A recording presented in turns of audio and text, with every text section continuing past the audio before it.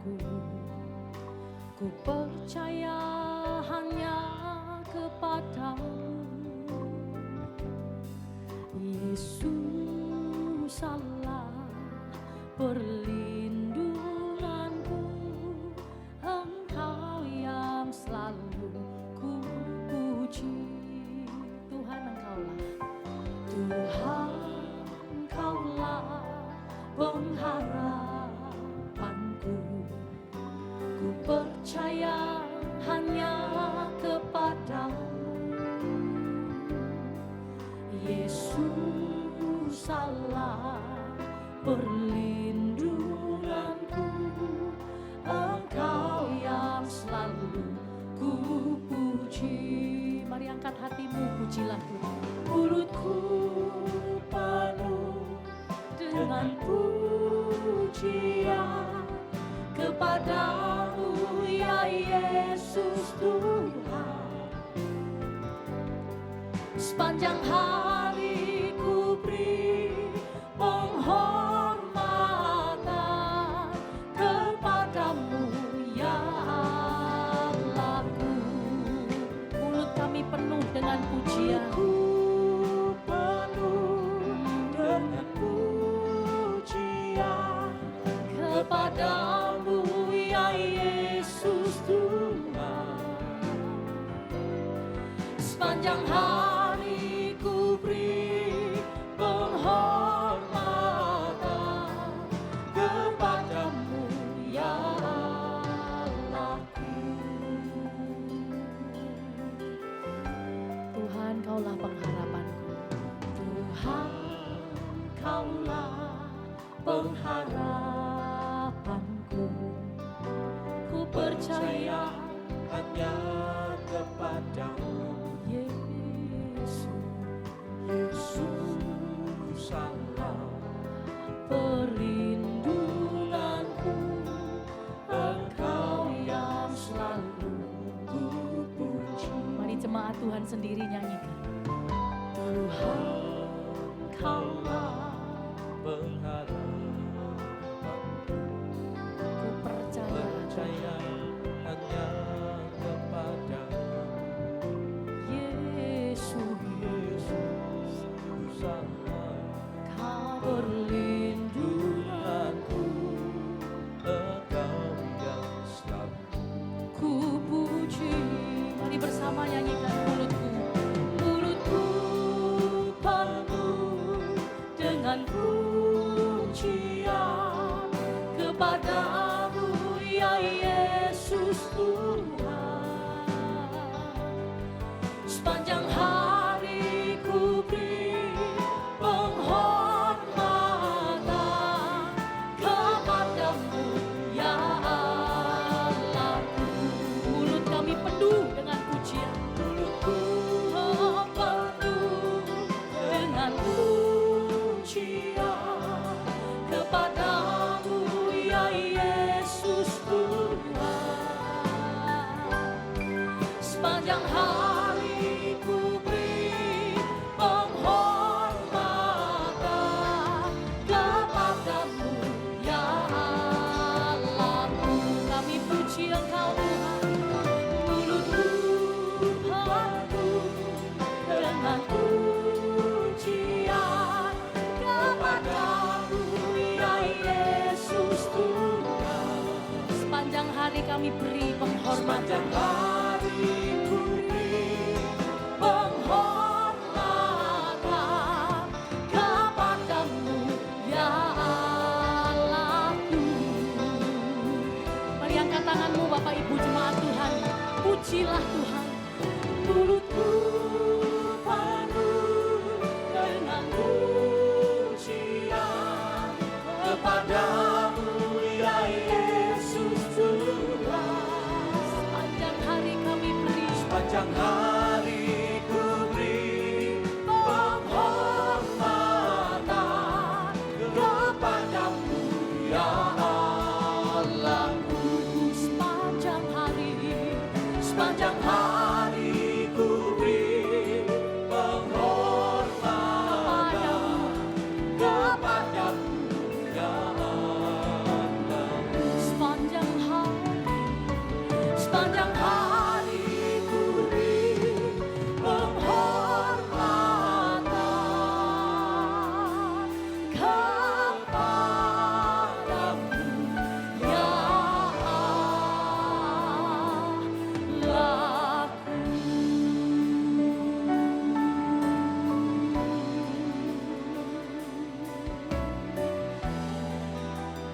bersyukur, Kaulah pengharapan kami. Pujilah Tuhan, hai jiwaku.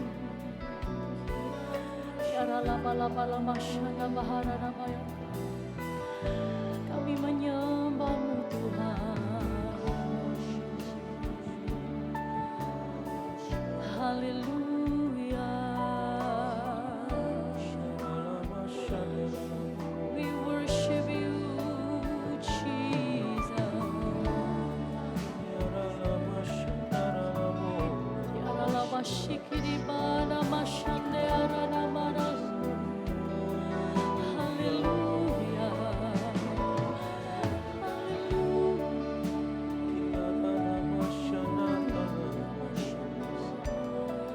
Haleluya. Ora la bala bara la bashikiara la bara. Ora la mashana bara la bara. Kiara la bashikiara bara bara bara bara. Ora bashara bara bashikiara bara la. Ora bashikiri bara na bara la.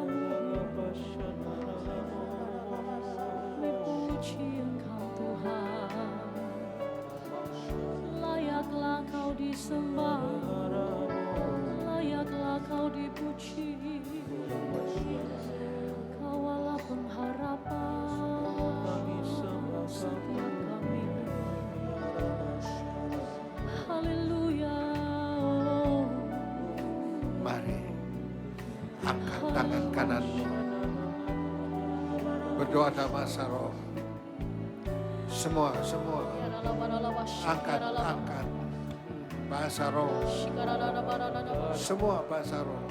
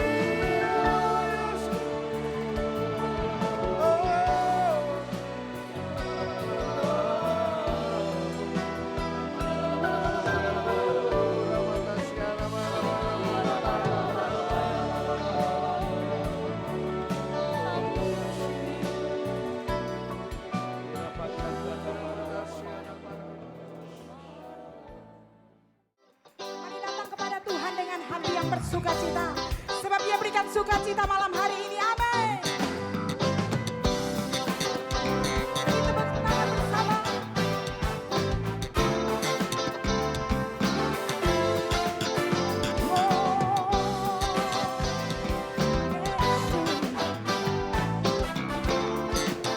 Sama-sama katakan, ku kan bersuka, ku kan bersuka karena kebaikan-Mu. Dalam hadirat Tuhan ku akan bersuka, ku kan bernyanyi puji kebesaran-Mu, dan hatiku bersuka. Ku kan bersuka, ku kan bersuka karena kebaikan-Mu. Dalam hadirat Tuhan ku akan bersuka, ku kan bernyanyi puji kebesaran-Mu, dan hatiku bersuka karena Tuhan. Rahmat-Nya baru bagiku setiap hari, anugerah-Nya limpah bagiku. Oh, oh. Dia ganti duka dengan sukacita, dan kain kabungku digantikan tarian. Haleluya, dan hatiku bersuka. Siapa bersuka cita malam hari ini? Tepuk tangan sama-sama. Katakan, ku kan bersuka, ku kan bersuka karena kebaikan-Mu. Dalam hadirat Tuhan ku akan bersuka, ku kan bernyanyi bersuka karena Tuhan. Ku kan bersuka karena kebaikan-Mu. Dalam hadirat Tuhan ku akan bersuka. Ku kan bernyanyi puji kebesaran-Mu. Dan hatiku bersuka karena Lambaikan tangan kita sama-sama katakan. rahmat-Nya baru bagiku setiap hari. Anugerah-Nya limpah bagiku. Dia ganti duka dengan sukacita. Dan kain kabungku digantikan tarian. Haleluya. Dan hatiku bersuka. Oh, rahmat-Nya baru bagiku setiap hari. Dan anugerah-Nya limpah bagiku. Dia ganti duka dengan sukacita. Dan kain kabungku digantikan tarian. Haleluya. Dan hatiku bersuka. Oh, rahmat-Nya baru bagiku setiap hari. Anugerah-Mu limpah Tuhan. Anugerah-Nya limpah bagiku. Dia ganti duka dengan sukacita. Dan kain kabungku digantikan tarian. Haleluya. Dan hatiku bersuka. Haleluya. Haleluya. Haleluya. Dan hatiku bersuka. Haleluya. Haleluya. Dan hatiku bersuka. Sorak-sorai buat Aku mencintai segala yang telah terjadi. Tak pernah sendiri jalani hidup ini, selalu menyertai.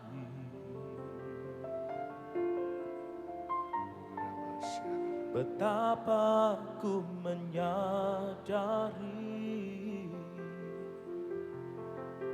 di dalam hidupku ini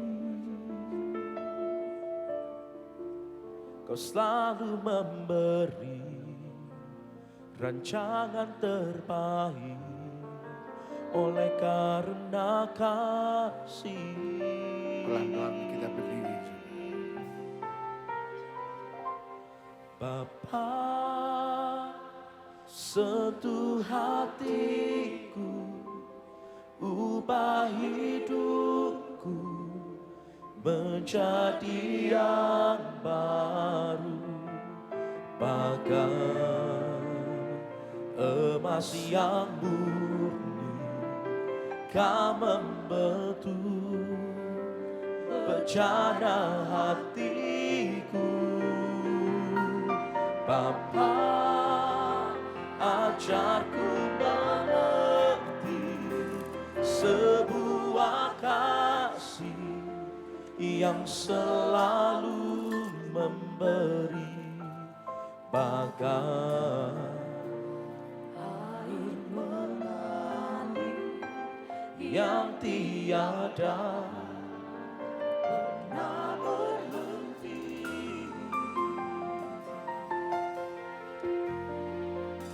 Betapa ku mencintai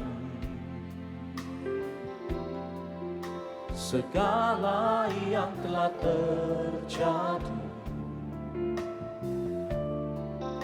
Tak pernah sendiri jalani hidup ini, selalu menyertai.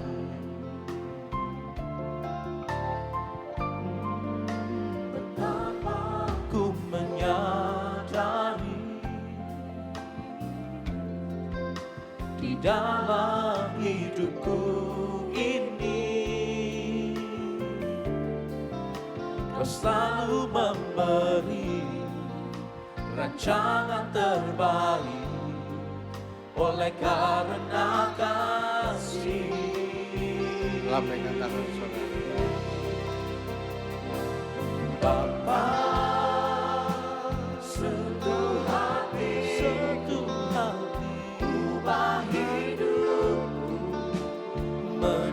menjadi yang baru, bagai emas yang murni. Kau membetul bejana hatiku. Bapa, ajarku mengerti sebuah kasih yang selalu memberi, bagai air mengalir yang tiada pernah berhenti.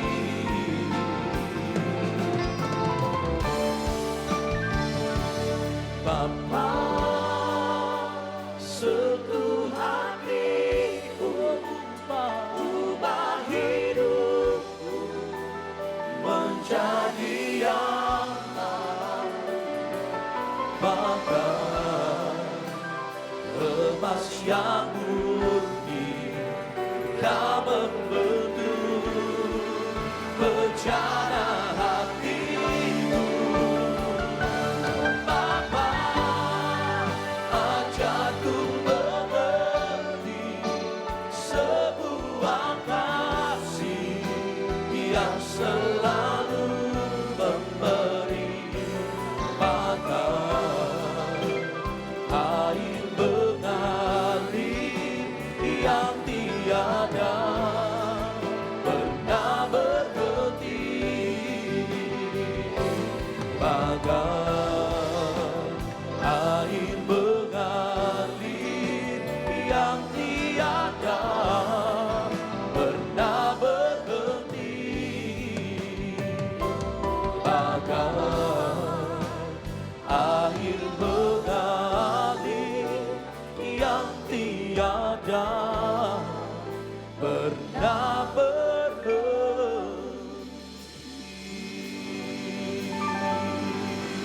Angkat kedua tangan saudara.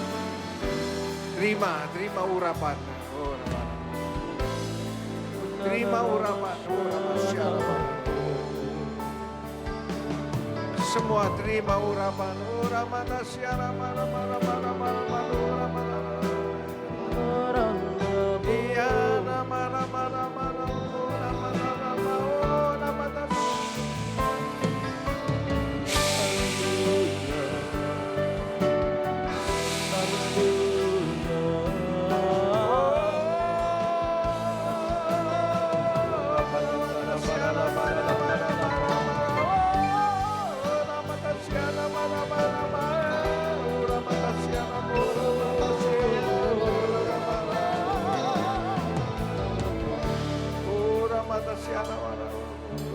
Angkat tangan tinggi-tinggi. Urapan Allah, urapan Allah.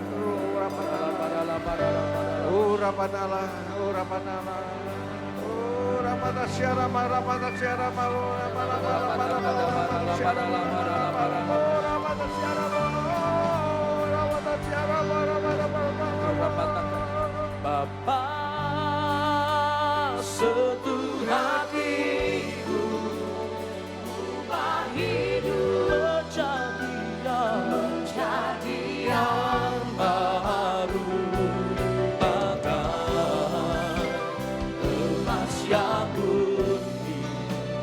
Kau membetul bejana hati.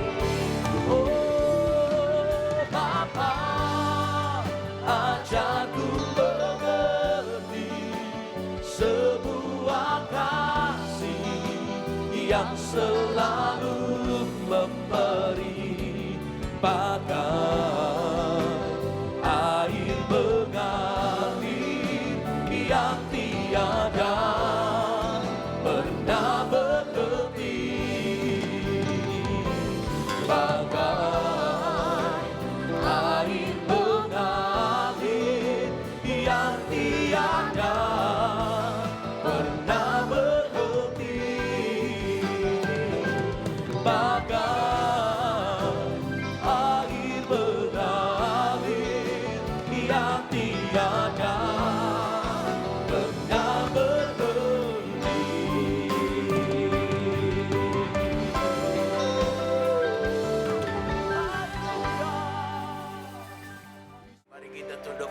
sebelum kita mendengarkan firman Allah, kita berdoa. Bapa dalam surga, segala kemuliaan, hormat, puji dan syukur kami berikan hanya pada Tuhan Yesus Kristus yang hadir seturut dengan firman, di mana 2-3 berkumpul dalam nama Ku ada di antara mereka.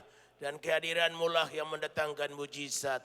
Kehadiran-Mu lah yang membuat air berubah menjadi anggur, yang tidak ada menjadi ada, dan yang ada diperlipat-lipat gandakan. Kami bersyukur Tuhan ada di antara kami, dan olehnya berkata-kata dan berfirmanlah pada malam ini. Urapi hati kami dan jadikan tempat yang layak bagi firman-Mu. Urapan-Mu yang Kau turunkan di atas hamba-Mu sendiri. Urapan yang baru, jamah bibir lidah suara hamba, dan jadikan alat berkat dalam memberkati setiap kami yang hadir. Kami pulang tidak sama sebagaimana kami datang, karena kami pulang dengan berkat dan anugerah yang kami dapatkan dari tangan Tuhan yang kuat dan bukan dari tangan manusia yang lemah. Segala kuasa yang bukan daripada Tuhan, yang menghambat firman-Mu dalam otoritas Allah, dalam nama Yesus Kristus kami tolak dan patahkan kuasanya. Dan biarlah Allah Roh Kudus sendiri mengambil alih pemberitaan firman dari permulaan sampai pada tamatnya. Semua jadi untuk hormat kepujian nama Yesus Kristus, berkat dan sejahtera bagi setiap kami yang hadir. Dalam Yesus Kristus kami berdoa dan bersyukur. Haleluya. Amin. Silakan duduk jemaat kekasih. Salam, Tuhan memberkati kita sekalian. Hari ini saya ajak kita membaca bahagian firman Allah yang saya ambil dari Injil Lukas. Kitab Injil Lukas pasalnya yang ke-9 ayat 28 sampai dengan ayatnya yang ke-36.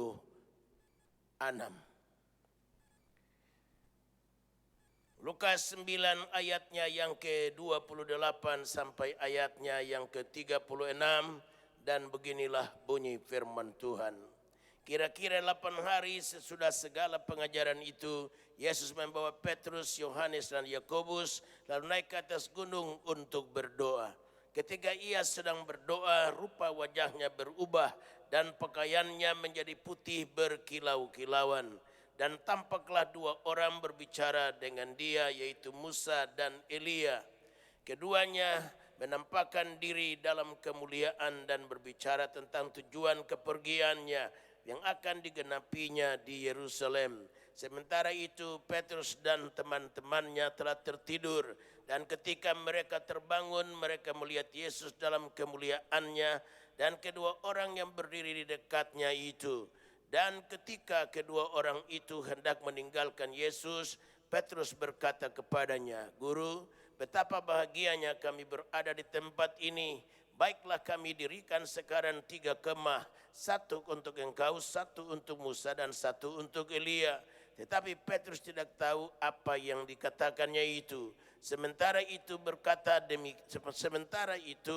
berkata demikian, datanglah awan menaungi mereka. Dan ketika mereka masuk ke dalam awan itu, takutlah mereka.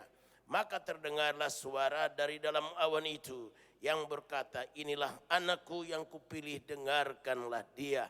Ketika suara itu terdengar, nampaklah Yesus tinggal seorang diri dan murid-murid itu merahasiakannya. Dan pada masa itu mereka tidak menceritakan kepada siapapun apa yang telah mereka lihat itu.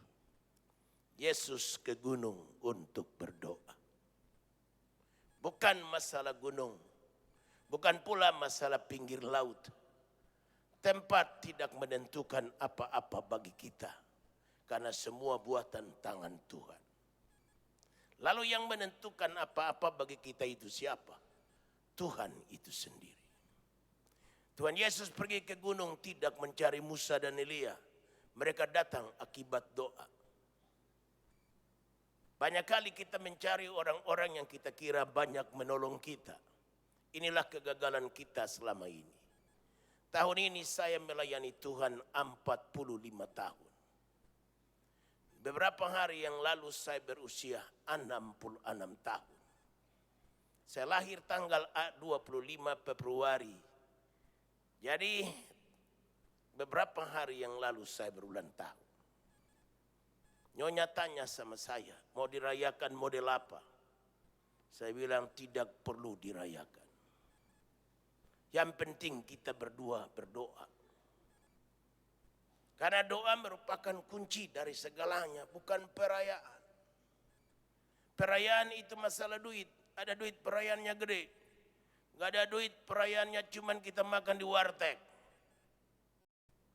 Perayaan tidak mendatangkan kuasa, tapi doa mendatangkan kuasa. Karenanya kita punya moto banyak berdoa, banyak berkat, kurang berdoa, kurang berkat, sedikit berdoa, sedikit berkat, teruskan. Tidak berdoa, tidak ada berkat. Saya catat di sini 5 hal terjadi akibat doa. Yang pertama, doa merubah kita.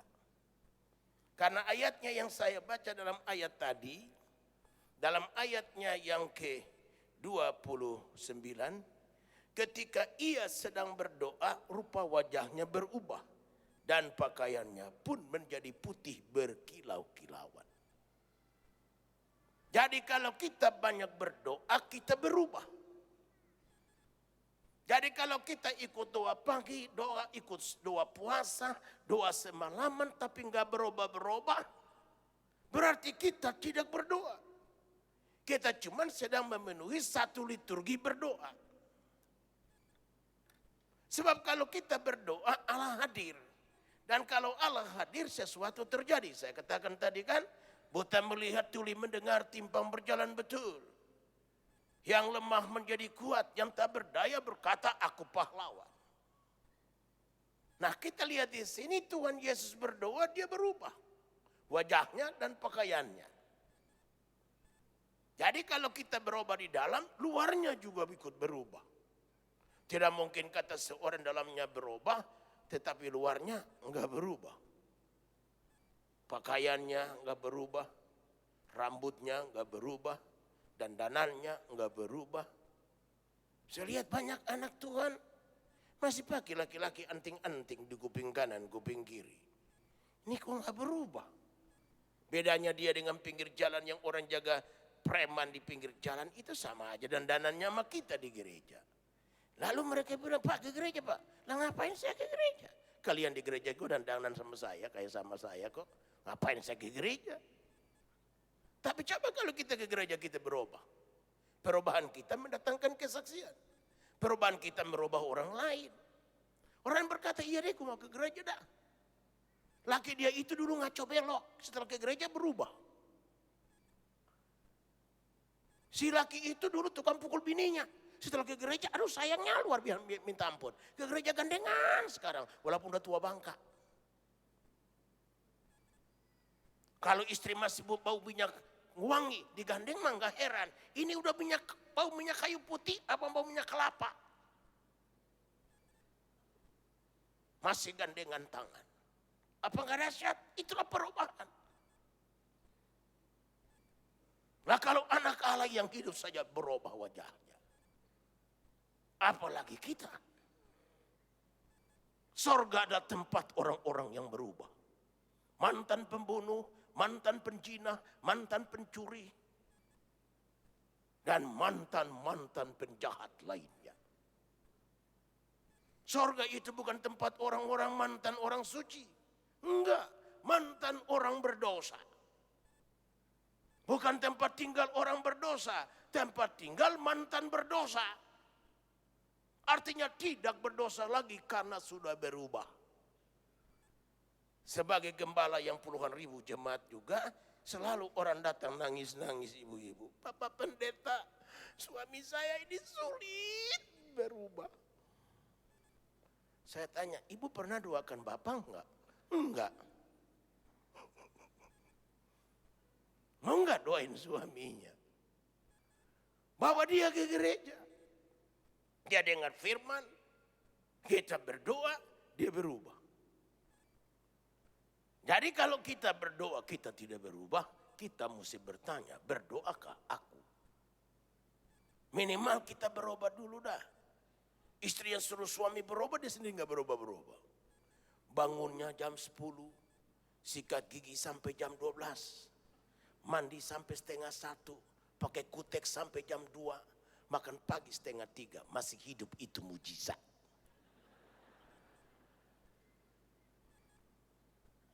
Lah dia sendiri nggak berubah, dia tuntut suaminya mesti berubah. Sedang dia ke gereja, nggak pernah absen. Doa apa aja ada. Doa ibu-ibu hadir, doa sekolah minggu hadir, remaja hadir, pemuda hadir, dewasa muda hadir, janda-janda hadir. Kebaktian duda-duda, walaupun dia perempuan, dia juga hadir. Lo orang kan bingung, lo ini berdoa, melulu kok nggak berubah. Tapi coba kalau sudah berubah. Dulu suka bangun jam 10. Sekarang waktu matahari belum bangun. Matahari belum bangun lagi. Matahari belum terbit, dia sudah bangun. Laki kan mikir, aduh bini macam begini. Ampun. Istrinya bangun pagi-pagi. Para pembantu sudah diaturnya. Pembantu zaman sekarang, walaupun 5, rumah tetap kotor. Kayak kapal bongkar muatan. Pembantu sekarang gak disuruh, dia gak kerja. Bayangkan, pembantu pakai parfum. Pembantu pakai kutex. Pembantu main tenis. Sedang nyonya, ngorok aja. Coba dia bangun pagi-pagi, dia harus pembantu, kau bagian ngepel. Jika kotor aku begini, kau tahu sendiri potong gaji. Sedang kau cuci baju. Diatur semua nih, karena kitab Amsal berkata, istri yang bijaksana dia bangun waktu hari, masih pagi dan mengatur para pembantunya. Sedang yang satu hanya urus tuan saja. Kau punya tugaslah sikat sepatu tuan. Tanya sama beliau, besok mau pakai baju apa dan celana apa. Kaos kakinya semua mirip. Celana hitam, kaos kaki hitam, sepatu hitam. Jangan celana kuning, kaos kaki merah, sepatu hijau. Begitu liwat ke depan, pelangi, alangkah indahnya. Lalu orang bilang, istaga, aku liwat saja mereka dihinggapi roh sukacita. Harus membedakan mana roh sukacita dan roh penghinaan. Haleluya. Jadi semua ini karena nyonya. Aduh, suami bilang, istri saya begini baik. Suami nanya, mak, gereja kita itu jam-jam berapa saja sih? Jam 6.30. Boleh nggak aku ikut? Suami nawarkan diri. Bukan kita paksa. Ke gereja nggak lo? Kalau nggak gereja, gue ceraiin lo. Udah hitam, pendek, bodoh lagi. Haleluya. Bayangkan. Sampai istri mesti ancam cerai, baru suami ke gereja. Nggak usah, kita berubah aja. Suami langsung mikir 2 kali. Aduh, ampun. Jadi kalau kita berubah di dalam, luar juga berubah. Haleluya. Jadi kalau dulu nggak pernah dandan, nggak pernah ini, sekarang sudah penampilannya oke punya. Haleluya. Jadi baju kita juga bicara lebih cepat dari mulut kita. Arti, jadi kalau bajumu bagus, pasti karaktermu bagus. Penampilanmu keren, hatimu pasti keren. Ya, jadi ahli mode bilang baju di badan itu tidak boleh lebih dari 3 warna dominan. Ya, jadi yang saya bilang tadi itu. Jadi sekarang ini Pak Pendeta berapa dominan? Nah ini lihat nih, sepatu hitam, kaos kaki hitam, celana hitam. Ini baru betul. Jadi kalau rupa wajah dalam berubah, luar juga berubah. Laki-laki berdandan seperti laki-laki, dia menghargai Allah yang menciptakan laki-laki. Perempuan berdandan seperti seorang perempuan, berjalan gaya perempuan, pangku kaki gaya perempuan, dia menghargai Tuhan Allah yang menciptakan perempuan. Karenanya kita mesti berubah luar dan dalam kalau kita banyak berdoa. Itu yang pertama dalam bacaan malam ini. Yang kedua, ayat berikutnya bilang begini. Ayatnya yang ke-30. Dan tampaklah 2 orang berbicara dengan dia, yaitu Musa dan Elia. Kalau kita banyak berdoa, datanglah Musa dan Elia. Kita butuh Musa dan Elia dalam hidup kita. Kita sakit, kita butuh dokter. Kita punya problema, kita butuh pengacara. Kita butuh ini, maka kita butuh mediator. Orang-orang yang bernama Musa dan Elia. Jadi kita tidak bisa hidup sendiri. Jadi sukses kita ditopang oleh atas Tuhan dan dari bawah yang bernama sesama kita. Sesama kita itu kalau mau dijabarkan lebih rinci, mulai dengan orang dekat kita bernama istri, bernama anak-anak, bernama pembantu, bernama sopir, bernama tukang potong rumput, bernama tukang sampah. Melebar lebih jauh, bernama ketua RT, RW, lurah, camat, bupati, gubernur, wali kota, presiden, di atas segalanya Tuhan Allah, the King of Kings and the Lord of Lords. Kita tidak bisa berdiri sendiri, kita butuh Tuhan dan butuh orang lain. Karenanya kita tidak bisa bangga bahwa kita bilang aku tidak butuh kau ya sekarang. 5 bulan ke depan kita pasti butuh orang yang kita bilang kita tidak butuh dia itu. Jangan takabur, jangan terlalu sombong. Tapi biarlah kita menyadari bahwa sukses kita adalah topangan dari Tuhan dan topangan sesama kita. Saya banyak baca buku dan saya pengarang buku. 21 buku sudah saya karang, 22 sedang dalam pengupasan. Yang buku yang ke-22 berjudul Tuhan ciptakan kita untuk sukses. 7 langkah bagaimana mewujudkan mimpi besar menjadi kenyataan. Dan 4 buku karangan saya diminta oleh Departemen Agama itu dicetak. Ini beberapa tahun yang lalu dan dicetak dalam ribuan eksemplar dan dibagi kepada semua sekolah Alkitab di negeri ini di bawah pengawasan Departemen Agama Republik Indonesia. Jadi saya banyak senang baca buku, paling hobi buku. Dulu nggak suka. Karena masyarakat kita ini kan masyarakat yang tidak suka baca. Kalaupun baca yang ringan-ringan punya, bangsa koran, majalah, lalu cerita-cerita komik, itu gemar kita. Tapi yang berat-berat kita nggak bisa. Jadi kalau kita bepergian dari pasar Senen ke pasar Turi Surabaya naik kereta, sunyi senyap walaupun penuh penumpang. Semua lagi apa? Teler tidur. Tapi coba kalau kita naik dari Utrecht di Belanda pergi ke Maastricht paling selatan. Kereta api penuh. Orang bukan tidur, semua lagi baca. Ini bedanya. Ya, saya berkata kepada Tuhan, Tuhan kalau saya pendeta kurang suka baca. Gimana pelayanan saya? Berikan saya hobi baca. Saya mintakan dari Tuhan.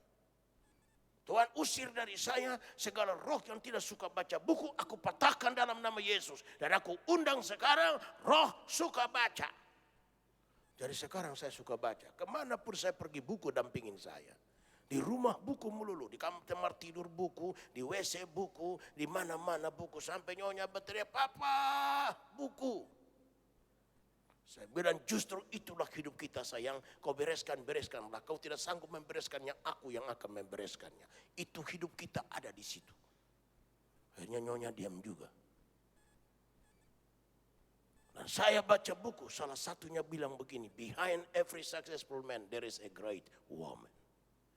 Di balik sukses seorang pria pasti ada istrinya. Ada istri yang hebat di balik sukses seorang suami.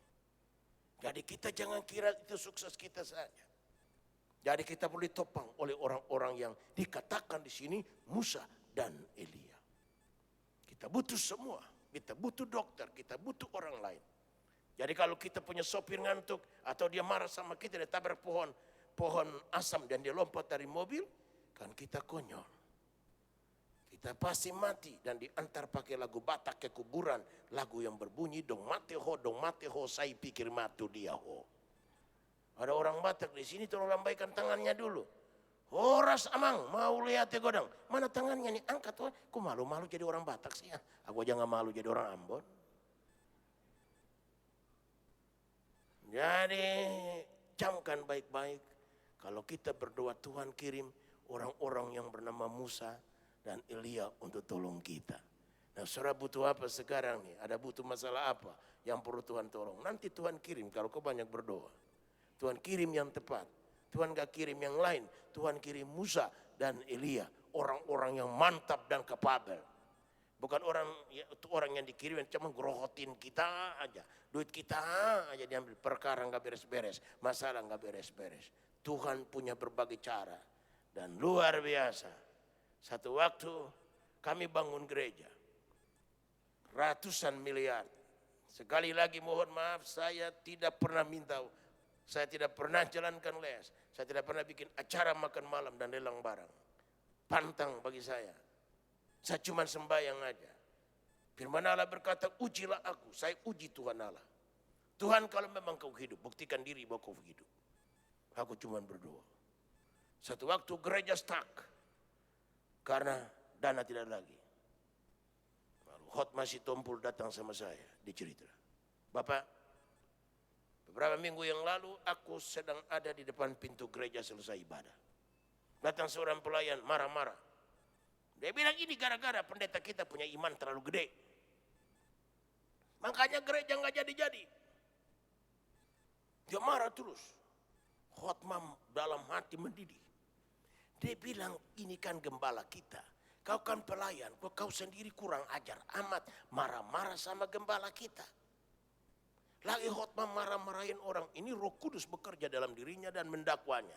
Hei Khotmah, kau sendiri sebenarnya yang dia marah itu bukan pendeta. Kau yang lagi dimarahin sama dia. Kau sendiri ini nyumbang apa sih ke gerejamu? Lalu Tuhan dakwa, apa sih yang paling kau cintai dalam hidup ini? Abang Khotmah berkata, berlian istri saya. Karena kalau abang ini beli berlian kepada istrinya bukan kata 10 juta, 100 juta. Miliar, 5 miliar, 10 miliar. Berlian. Dan namanya orang kaya. Nah, lalu Tuhan bilang, Roh bilang bukan. Dia rincikan satu-satu. Semua bukan. Lalu terakhir Roh dakwa, apa yang terakhir? Dia bilang Rolls Royce, mobil Rolls Royce saya. Karena pada saat itu mobil Rolls Royce merek seperti yang beliau pakai itu, cuma 3 orang di negeri ini yang memakainya. 2 dia nggak kasih tahu, satunya beliau. Tuhan bilang jual mobil itu, sumbang semua ke gereja. Dia beli $1 juta, baru pakai 5 bulan drop harga. Karena itu bukan masalah barang apa ini, cuma masalah selera. Jadi dia jual hanya $700,000. Waktu dolar masih 10.000, 11.000 kalau nggak salah. Maka 7 miliar lebih. Dan dia sumbang bulat-bulat semua ke gereja tanpa 1 sen pun. Khotmah Sitompul lalu menjadi Musa dan Elia bagi gereja kami. Contoh seperti itu bisa Tuhan perbuat. Asal kalau kita banyak berdoa. Bagi Allah tidak ada perkara yang mustahil. Hal yang ketiga. Ayat 31. Keduanya menampakkan diri dalam kemuliaan dan berbicara tentang tujuan kepergiannya yang akan digenapinya di Yerusalem. Tujuan kepergiannya. Lalu apakah yang ketiga ini? Kalau kita banyak berdoa, kita akan dijelaskan tujuan hidup kita, the way of life, the goal of life. Apa sih tujuan hidup kita? Apa cuma sekedar makan minum diberkati dan tunggu Tuhan memanggil kita pulang ke sorga? Untuk apa sih kita berada di dunia ini?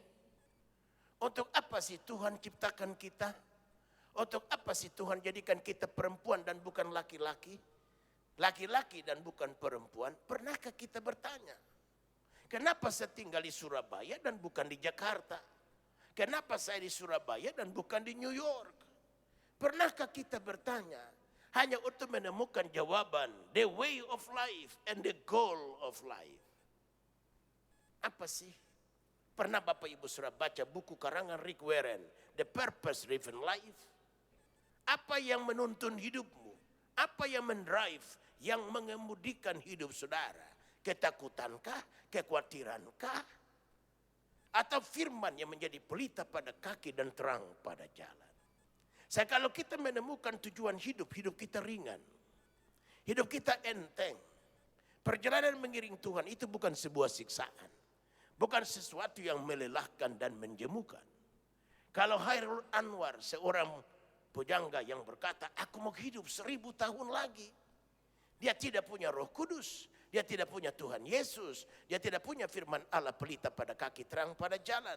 Masih ada punya gairah hidup, aku mau hidup 1000 tahun lagi.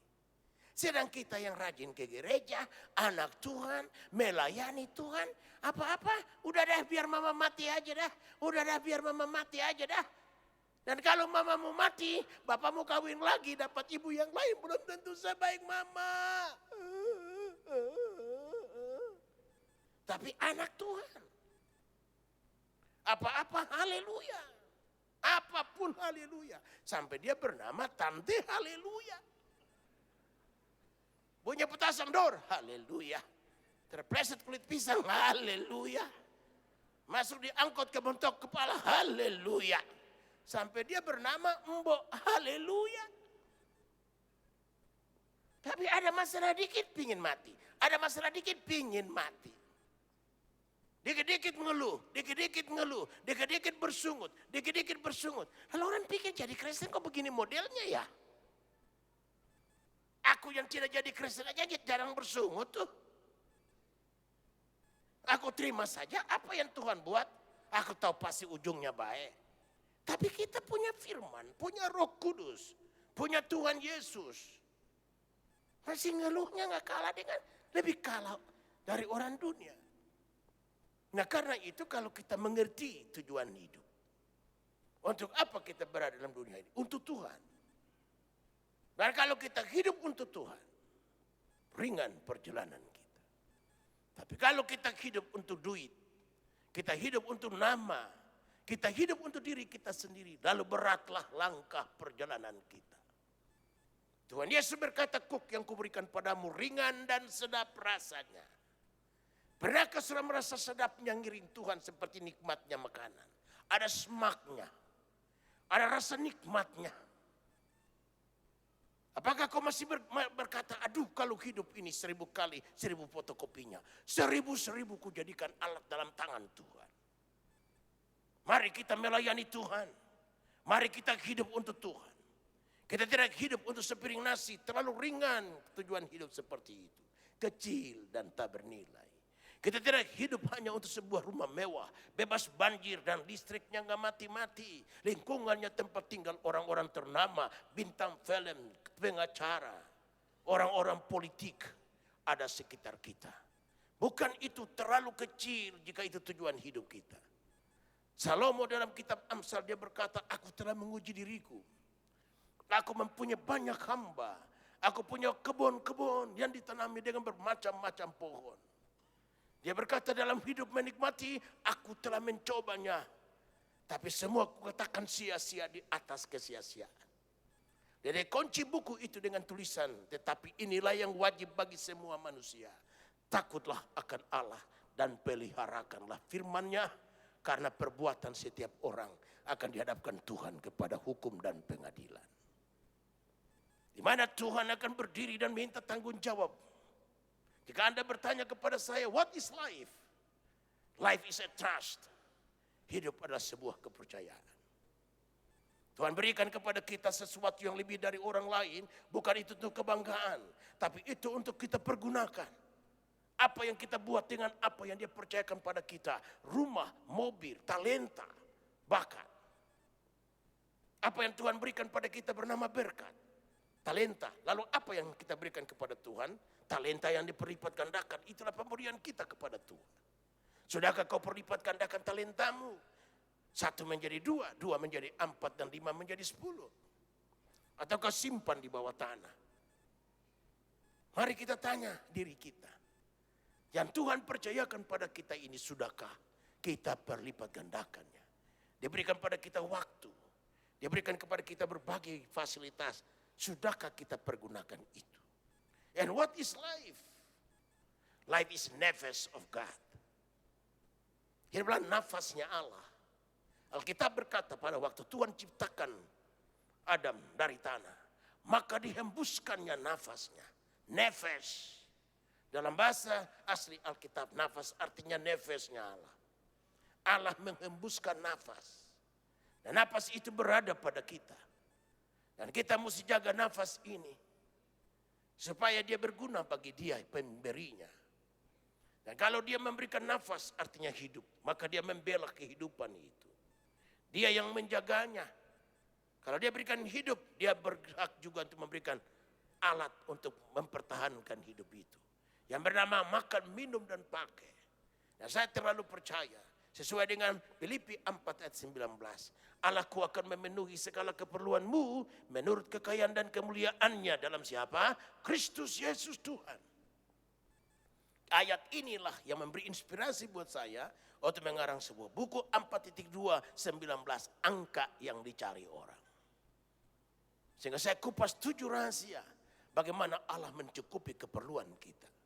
Berarti dia berdiri di belakang itu untuk mencukupi nafas yang diberikannya kepada kita. Karena hidup itulah nafasnya Allah, nafasnya Tuhan yang dia pertahankan. Jadi saya percaya apapun yang akan terjadi ke depan, resesi model apa yang melanda dunia mempengaruhi resesi dalam negeri kita. Tapi dengar, sebagai hamba Tuhan kau proklamirkan dari mimbar ini, resesi dunia tidak akan menggeser dan mengurangi jatah makan kita 3 kali sehari. Percayalah, resesi dunia tidak akan mengurangi kualitas makanan kita yang bernama 4 sehat 5 sempurna. Karena Allah berdiri di belakang yang mensuplai kebutuhan kita, karena nafas yang dia berikan itu berasal daripadanya. Yakobus 1:17 berkata anugerah yang sempurna berasal dari atas. Berarti segala perkara termasuk nafas dan segala kebutuhan untuk menopangnya itu disimpan di atas. Atas itu berbicara tentang satu lokasi. Apakah gerangan itu sorga? Berarti berkatmu dan berkatku tersimpan di sorga. Dia tidak akan pindah ke tangan orang lain. Karena tidak ada pencuri yang memindahkannya. Di sana tidak ada pencuri, ngengat dan karat tidak merusakkan berkatmu. Dia ada di sana menantimu dan berkatku juga menantiku. Sampai kapankah? Sampai aku memenuhi hukum Tuhan, mintalah maka kepadamu akan diberi. Carilah maka kamu mendapat. Ketoklah pintu maka bagimu pintu akan dibukakan. Karenanya Tuhan menanti rumusan itu. Jadi sorga itu seperti satu komputer yang besar. Dia tidak akan bekerja tanpa data masuk. Anda masukkan data. Data itu bernama permohonanmu, permintaanmu. Filipi 4 ayat 6 berkata, jangan khawatir barang apapun. Nyatakanlah keinginanmu, dengar. Nyatakanlah keinginanmu, dengar. Nyatakanlah keinginanmu kepada Allah dalam doa, permohonan, dan ucapan syukur. Apa enggak dahsyat janji Tuhan itu? Jadi hanya menyatakan keinginan, orang bodoh juga mampu melakukannya. Kecuali Tuhan tuntut yang susah-susah. Yang hanya orang pintar mampu melakukannya. Orang yang berpendidikan luar negeri yang mampu melakukannya. Enggak, hanya cuma nyatakan keinginan. Orang bodoh pun dapat melakukannya. Nyatakanlah keinginanmu kepada Tuhan. Bukan kepada manusia. Soal nanti dia pakai siapa yang bernama Musa dan Elia. Itu hak-haknya Tuhan. Itu haknya Tuhan. Untuk dia memakai Musa dan Elia. Tapi bukan pada Musa dan Elia. Kita datang lebih dulu. Itu yang Yesus perbuat di gunung. Dia pergi ke gunung bukan cari Musa dan Elia. Dia cari siapa? Cari Bapaknya. Allah Bapaknya lebih penting dari segalanya. Karenanya ke gunung dia pergi mencari Bapaknya. Mencari Allah Bapa, ke gununglah ia pergi. Alkitab tidak berkata, Yesus pergi ke gunung mencari Musa dan Elia. Sementara dia berdoa, Musa dan Elia datang. Sama. Allah akan melakukan apa saja. Asal kita berdoa dan memintanya. Jadi berkatmu dan berkatku ada di sorga. Datang dari atas. Dan diturunkan oleh Bapa segala terang. Yang padanya tidak ada perubahan. Jadi bayangkanlah rahasia Allah ini. Jadi dia kirimkan berkat kapan saja. Dalam bentuk apa saja. Dan selalu baru setiap pagi. Berarti setiap pagi berarti urusan tiap hari punya. Berkat kita yang Allah beri urusan tiap hari. Bukan urusan seminggu. Bukan urusan sebulan. Sebulan baru Tuhan kirim. Enggak, tiap hari. Permulaan dari sehari. Bernama apa? Pagi hari. Selalu pagi. Baru setiap pagi. Dan dia kirim berkat baru. Bukan berkat kemarin punya. Bukan berkat minggu lalu punya. Berkat yang baru. Yang mata belum pernah melihatnya. Tangan belum pernah meraba identitasnya. Sehingga dia tiba pada saat kita menerimanya. Kita berseru dan kaget. Wow, luar biasa. Allah itu hebat. Dia berurusan dengan berkat yang baru, bukan berkat basi. Tapi inilah berita yang kurang baik yang harus kita dengar. Jika engkau ingin menerima berkat baru dari Tuhan setiap hari, kau harus bersedia menguras berkat lama. Sediakah kau menguras berkat lama? Karena berkat baru kalau dia bercampur dengan berkat lama, namanya lagi bukan berkat baru, tapi namanya berkat setengah baru dan setengah lama. Artinya, bapak ingin terima berkat dari Tuhan mesti apa nih? Murah memberi. Harus kuras. Anda tidak mampu kuras, berkat macet. Karenanya hukum Tuhan bilang apa? Berilah maka kepadamu akan diberi satu sukatan yang baik, yang dipadatkan, tumpah ruah akan diberikan kepadamu. Beri tepuk tangan yang meriah bagi Tuhan yang empunya firman. Jadi kalau kita banyak berdoa, Tuhan berikan kita tujuan kehidupan. Mereka datang Musa dan Elia hanya untuk cerita tentang tujuan Yesus pergi ke Yerusalem. Ya Tuhan Yesus punya tujuan hidup jelas.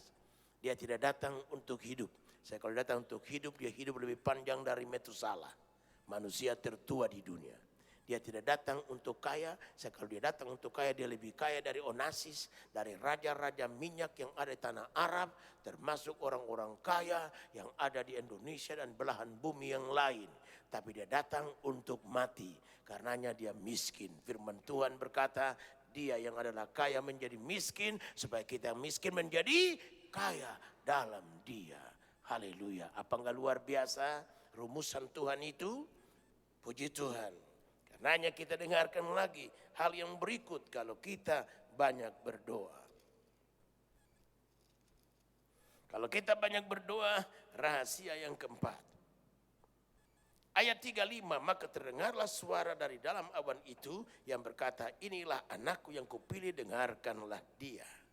Kalau kita banyak berdoa, ayat 35 bilang rahasia yang keempat, kita mampu bergaul dengan Tuhan Allah. Allah itu rindu bergaul dengan kita. Dia pingin bersekutu. Lihatlah Alkitab perjanjian, mulai dari mula pertama Tuhan ciptakan Adam dan Hawa. Alkitab berkata setiap sore Tuhan, mereka mendengar tapak kaki Tuhan berjalan dalam taman. Tuhan datang mau bersekutu. Tetapi sejak dosa datang dalam hidup manusia, lalu persekutuan menjadi putus. Lalu Adam dan Hawa tidak lagi bergaul dengan Allah dengan karib. Tapi Allah lalu berubah menjadi momok yang menakutkan bagi mereka. Sehingga Allah yang memahami itu berkata, Adam, Adam, di manakah gerangan engkau? Jawaban Adam, aku takut. Dulu tidak takut. Waktu dosa belum intervensi, tidak ada rasa takut. Yang ada cuma rasa senang. Adam senang dilawat Allah. Allah senang bertemu dengan Adam dan Hawa. Persekutuan yang harmonis. Ungkapan hati selalu terdengar. Allah berbicara kepada mereka. Dan mereka bercengkrama dengan Tuhan Allah. Tetapi hari ini kita baca. Waktu Tuhan Yesus ada di gunung. Maka dan berdoa. Bapa berkata, inilah anakku yang kukasihi. Padanya aku berkenan, dengarkanlah kamu akan dia. Jadi kalau kita banyak berdoa, kita mampu mendengar suara Tuhan. Kita mampu mendengar suara Tuhan berkata ke kanan nak dan bukan ke kiri. Berhenti sejenak nak. Perbuatlah ini jandangan itu nak. Businessman yang kau datang buat kau itu bukan sesungguhnya dia. Dia penipu. Berapa banyak kita ditipu orang. Walaupun membawa-bawa nama Tuhan. Aku anak Tuhan pak. Dan rajin bergereja pak. Melayani Tuhan di gereja anu pak sebagai pelayan pak. Terbukti penipu. Tapi kalau kita banyak berdoa, Tuhan akan kasih tahu. Tuhan akan kasih tahu jodohmu yang mana. Tuhan akan kasih tahu partnermu yang mana dalam berbisnis. Tuhan akan kasih tahu. Kalau kita banyak berdoa. Karenanya tidak salah. Kalau kita datang malam ini untuk mencari Tuhan dalam doa malam. Saya bersyukur melihat begini banyak bilangan kita mencari Tuhan dalam doa semalaman seperti malam ini. Yang terakhir lalu kita akan berdoa. Ayatnya yang ke-36. Ketika suara itu terdengar, nampaklah Yesus tinggal seorang diri dan murid-murid itu merahasiakannya. Dan pada masa itu mereka tidak menceritakan kepada siapapun apa yang telah mereka lihat. Garis bawahi kalimat dalam ayat 36, kalimat pendahuluannya dengar saya baca ulang. Ketika suara itu terdengar, nampaklah Yesus tinggal seorang diri. Garis bawahi Yesus tinggal seorang diri. Sekali lagi, Yesus tinggal seorang diri. Bersama-sama kita ucapkan 2, 3. Yesus tinggal seorang diri. Jadi kalau kita banyak berdoa, yang lain tergeser. Awan tergeser, Musa dan Elia tergeser, semua tergeser. Yang tinggal cuman Yesus seorang diri. Berarti kalau kita banyak berdoa, kita lebih cinta Yesus, lebih mengasihi Yesus. Lalu Yesus menjadi segalanya. Yesus lebih penting dari hobi, Yesus lebih penting dari istri, Yesus lebih penting dari suami, Yesus lebih penting dari anak laki dan anak perempuan. Dengarkan Tuhan Yesus bilang, jika kau mengasihi istrimu, anakmu laki perempuan lebih daripadaku, lalu kau tidak berlayak menjadi muridku. Kalau kita banyak berdoa masih meninggikan lain di luar Yesus, lalu pasti kita tidak berdoa. Sebab orang yang banyak berdoa, Yesus selalu menjadi segalanya. Hanya Yesuslah yang harus ditinggikan dalam kehidupan ini. Yang terutama dalam hidup ini, meninggikan dan memuliakan Yesus. Meninggikan Yesus merupakan target dari Allah Bapa. Filipi 2 ayat 5, mulai taruhlah dalam pikiran dan perasaanmu seperti yang ada pada Kristus Yesus. Yang walaupun dia Allah tidak menganggap kesetaraannya dengan Allah sebagai milik yang perlu dipertahankan. Tapi menghampakan dirinya dan mengambil rupa seorang manusia, dengar, dan taat sampai mati di kayu salib. Itu sebabnya, haleluya. Dengar lagi, itu sebabnya, haleluya. Dengar sekali lagi, itulah sebabnya Allah sangat meninggikan dia dan mengaruniakan kepada dia nama di atas segala nama. Supaya dalam nama itu bertekuk lututlah semua yang ada di surga dan di bumi, dan mengaku semua lidah bahwa Yesus Kristus adalah Tuhan. Itu sebabnya Allah sangat meninggikan dia. Berarti target Allah Bapa tidak meninggikan siapa-siapa. Target Allah Bapa bukan meninggikan pohon, meninggikan bulan dan bintang, meninggikan ciptaan apapun termasuk manusia. Betapa dahsyat dan hebat pun dia. Tujuan Allah tidak meninggikan siapa-siapa. Meninggikan siapa? Yesus Kristus, kata Filipi pasal 2 tadi. Yesus sendiri punya target meninggikan dirinya. Yohanes 17 ayatnya yang pertama. Dia berdoa, Bapa permuliakanlah aku, supaya aku dapat mempermuliakan engkau. Ayatnya yang ke-5. Bapa permuliakanlah aku dengan kemuliaan yang pernah aku miliki sebelum dunia diciptakan. Dan surah lihat di situ Tuhan Yesus punya kerinduan. Tidak lain supaya dia diagungkan dan tinggikan dalam gerejanya. Adalah naif, adalah salah, adalah keliru. Kalau dalam gereja, yang Yesus kepalanya, bukan kita tinggikan dia tapi yang lain. Berapa banyak orang meninggikan liturgi dan bukan Yesus yang hadir. Yang oleh liturgi dia terlibat untuk dimuliakan. Adalah salah. Singkirkan yang lain. Dan kalau dia ditinggikan kata Alkitab, dia akan menarik banyak jiwa. Dia tarik orang-orang seperti Musa dan Elia. Dia tarik orang kaya, orang hebat, orang ternama, orang kesohor. Tidak tertutup kemungkinan. Yang berbakti di gereja nanti ke depan, jika Yesus kita tinggikan, wali kota, bupati, gubernur, bahkan tidak tertutup presiden akan berbakti di gereja. Entah kapan, nanti dia yang berbuat, asal dia ditinggikan. Tapi kalau yang lain ditinggikan. Karena itu mari kita punya tekad yang sama. Kalau kita banyak berdoa, yang lain tergeser. Lalu tinggallah Yesus seorang. Dan meninggikan Yesus bukan saja target Allah Bapa, target anak, tetapi target juga dari Roh Kudus. Yohanes pasal 16 ayat 14 berkata, jika dia datang, dia akan memuliakan aku. Jadi kalau Roh Kudus datang, dia memuliakan Yesus Kristus. Dan kalau kita muliakan Tuhan, Bapa, Anak dan Roh Kudus, ketiga yang esa menopang kita Dan Alkitab memberi jaminan jika Allah di pihak kita, siapa mampu melawan kita. Haleluya. Jika Allah di pihak kita, siapa dapat melawan kita? Karenanya mari kita berpihak pada Allah, supaya Dia dapat membela kita dalam segala situasi, kondisi yang bagaimanapun. Inilah firman Allah yang saya bagikan bagi Bapak Ibu Saudara. Kalau kita banyak berdoa, 5 hal ini akan kita alami. Dalam kehidupan kita, pertama kita berubah. Kedua, kita menemukan tujuan dari kehidupan. Yang ketiga, kita akan melihat bagaimana Musa dan Elia, orang-orang yang perlu membantu kita dalam bidang kehidupan. Kalau kita banyak berdoa, kita mampu bergaul dengan Tuhan Allah dan mampu mendengarkan suaranya, bersekutu dengan Dia. He walks with me and He talks with me. He tells me that I am His own. Yang terakhir, kalau kita banyak berdoa, Yesus selalu menjadi segalanya dan itulah target Allah dari zaman ke zaman, dari masa ke masa. Mari kita bangkit berdiri dan kita syukuri Tuhan buat firman-Nya yang terutama dalam hidup ini meninggikan dan memuliakan nama Yesus. Saya ajak singers untuk menyanyi bersama saya beberapa kali pujian ini dan kita akan masuk dalam doa menyukuri Tuhan buat firman-Nya yang terutama di dalam hidup ini meninggikan dan memuliakan Yesus.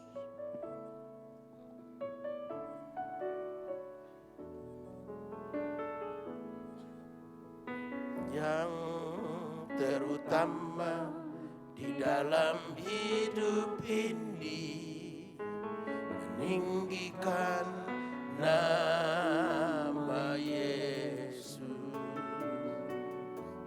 Yang terutama di dalam hidup ini memuliakan namanya. Haleluya, haleluya, saya mau cinta Yesus. Haleluya, haleluya, saya mau cinta Yesus. Yang terutama,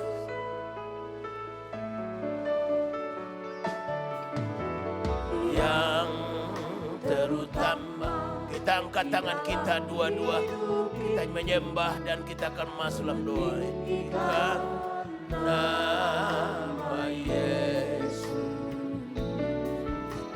Yang terutama di dalam hidup ini memuliakan namanya.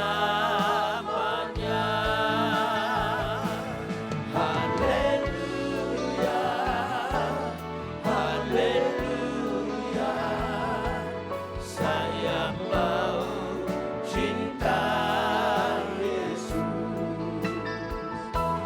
Haleluya, haleluya, saya mau cinta Yesus. Haleluya, haleluya, haleluya, saya mau cinta Yesus. Haleluya, haleluya, haleluya, saya mau cinta Yesus. Sekali lagi lalu kita menyembah Tuhan. Haleluya, haleluya, saya mau cinta Yesus. Haleluya, haleluya, haleluya, saya mau cinta Yesus. Saya mau cinta Yesus. Saya mau cinta Yesus. Saya mau cinta Yesus. Saya mau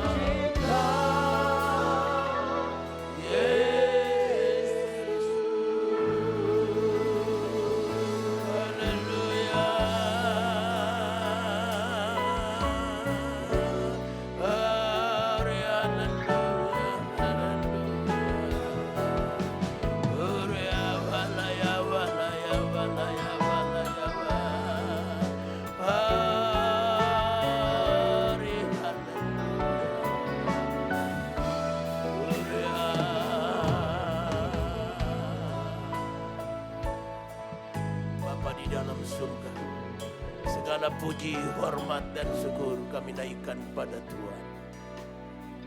Kami bersyukur buat firman-Mu. Kalau kami banyak berdoa, kami berubah.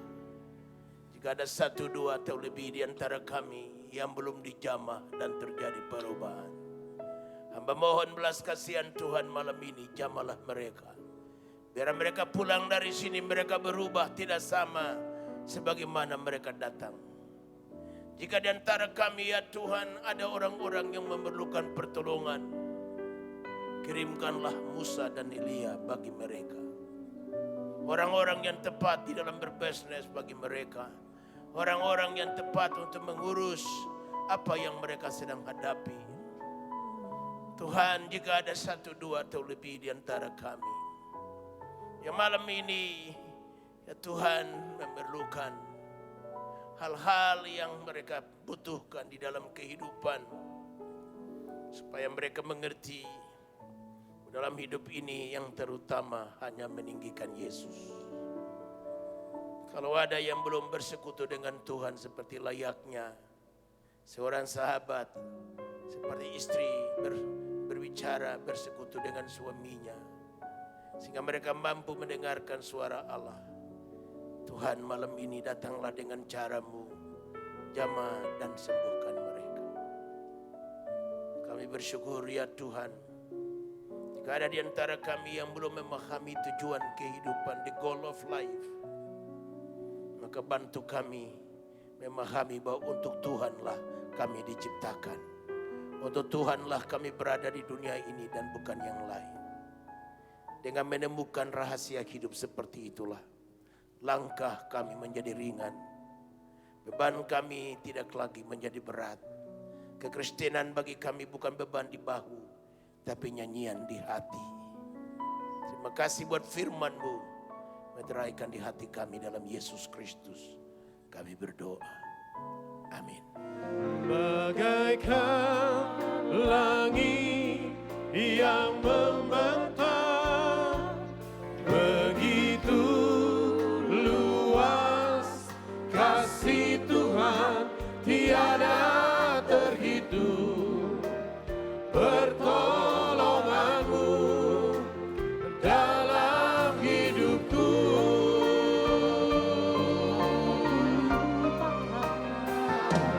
bagaikan dalamnya samudra, begitu dalam kasih Tuhan tiada terhitung. Kesetiaan-Mu dalam hidupku,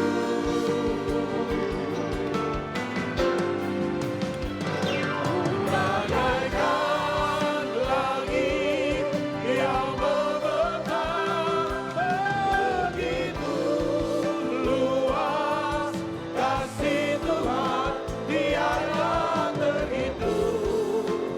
Pertolongan-Mu dalam hidupku,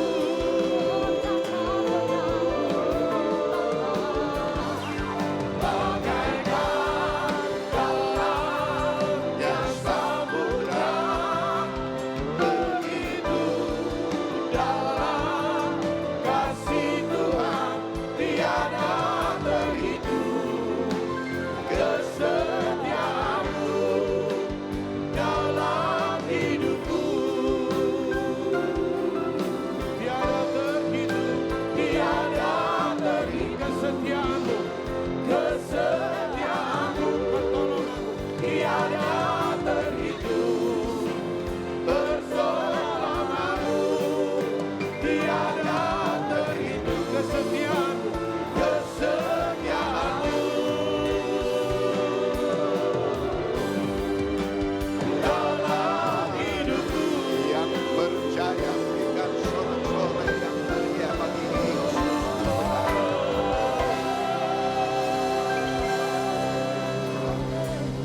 Mari jemaat sama-sama kita angkat kedua tangan kita di Bapa Takayana namaku Bapa Sikiana mata. Jemaat yang dikasihi Tuhan, terimalah anugerah anugerah rahmat daripada Bapa, kasih-Nya dalam Yesus, kekuatan kuasa-Nya dalam Roh-Nya yang kudus, untuk terus menaungi, membimbing, menyertai, dan memberkati kita semua sepanjang malam ini hingga Maranatha Yesus datang, bahkan sampai selama-lamanya. Dalam nama Yesus, semua yang percaya bersama-sama dengan saya berkata, amin. Haleluya.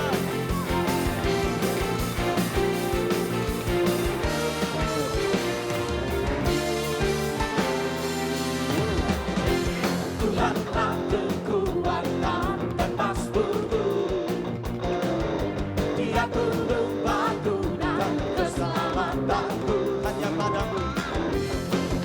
padamu hatiku percaya, Kaulah menara dan kota pelindungku. Lambaikan tanganmu Bapak Ibu Saudaraku. Ku mau selalu bersyukur, sebab cinta padaku takkan pernah berubah.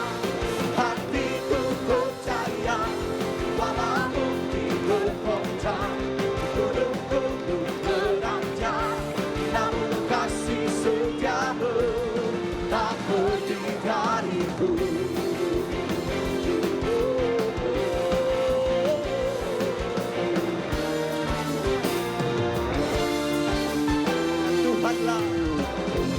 Tuhanlah kekuatan dan pasturku,